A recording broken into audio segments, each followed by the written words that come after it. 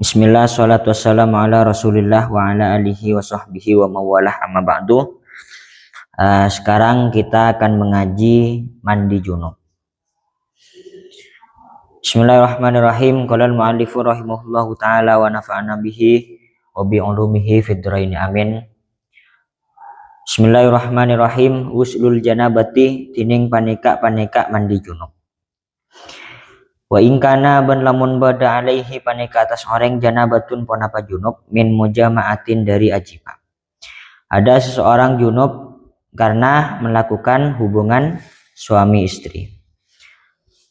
Seseorang bisa dikatakan junub yaitu harus hidup. Jadi kalau orang mati, nggak ada orang mati istilahnya junub, nggak ada. Kemudian orang itu menjadi pelaku atau yang diperlakukan. Paham itu kan? Paham? Menjadi pelaku atau yang diperlakukan. Nah, itu juga nanti orang itu bisa junub.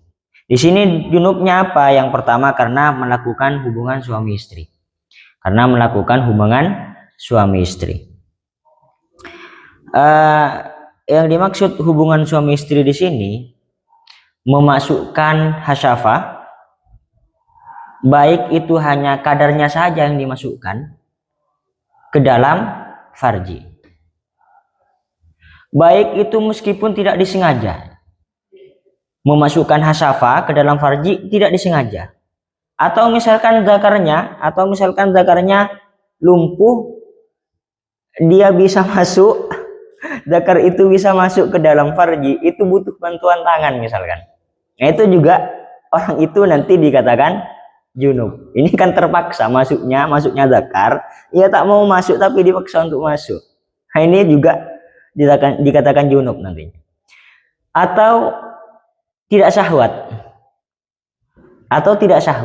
Orang itu tidak syahwat sama sekali, tapi dimaksa untuk memasukkan zakar itu. Contohnya dia menduhul menduhul hewan. Itu juga nanti orang itu akan menjadi junub. Atau menduhul orang yang sudah mati. Yang junub siapa? Yang junub ya yang menduhulnya. Kalau mayitnya enggak junub.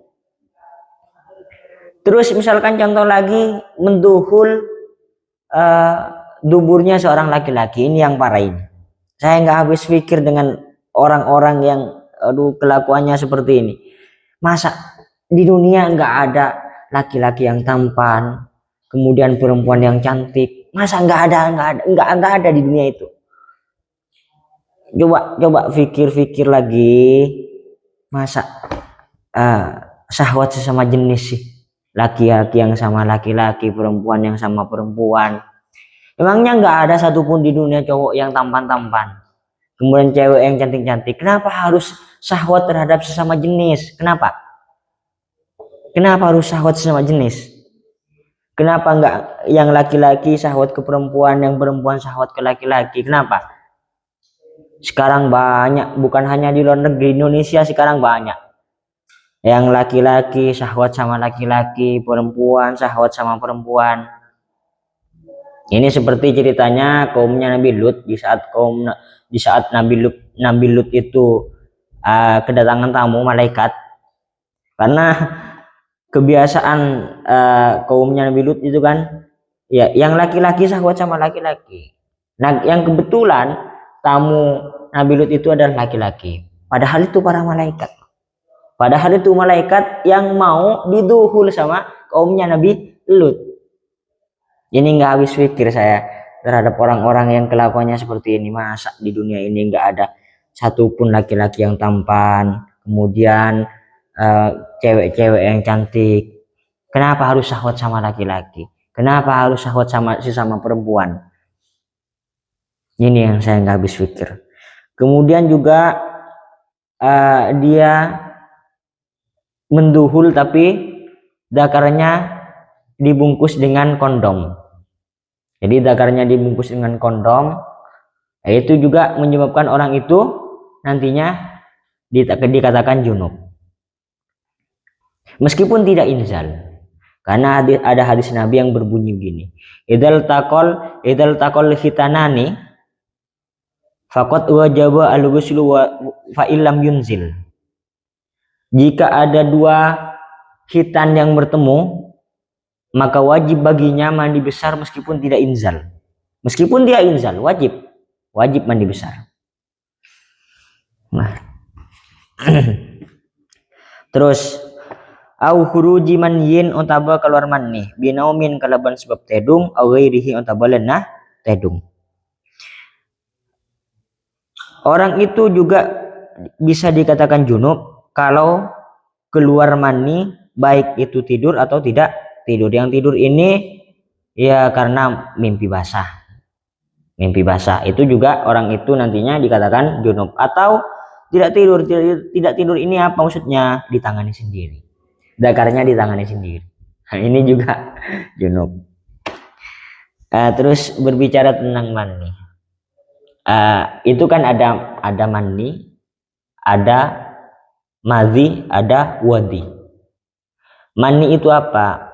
Cara mengetahui mani itu apa? Mani itu keluarnya muncrat. Keluarnya mani itu muncrat dan lezat, nikmat. Keluarnya itu nikmat. Kemudian baunya sama seperti adonan tepung. Itu ciri-ciri bahwa itu adalah mani. Kemudian ada madhi. Madhi itu sama juga dengan mani, cuma bedanya kalau madhi itu dia lebih lengket dan tidak muncrat dan keluarnya tidak nikmat. Itu madhi. Ada wadi. Wadi itu biasanya keluar di saat seseorang itu payah, capek. Nah, biasanya wadi keluar pada saat itu atau setelah kencing. Biasanya wadi keluar pada saat itu. Ini perbedaannya. Ada mani, ada madhi, ada wadi. Itu 3. Nah, kalau seseorang keluar mani baik itu dalam keadaan tidur atau dalam keadaan tidak tidur, maksudnya ditangani sendiri. Ini juga menyebabkan orang itu nantinya junub dan wajib baginya untuk mandi besar. Lazimahu waslu jami'i badanihi ma'aniyati raf'il janabati. Lazima maka wajib hudak koreng. Apa sih wajib? Waslu jami'i badanihi ponapa macu satu janabatan orang ma'aniyati raf'il janabati asar tanah niat mailang junub, dan wajib baginya membasuh seluruh anggota tubuhnya dengan niat menghilangkan junub. Karena ada ayat seperti ini, wa in kuntum junuban falyatatahharu. Ada ayat seperti itu. Ya, mungkin sampai di sini dulu, kurang lebihnya mohon maaf. Wallahu alam bishawab.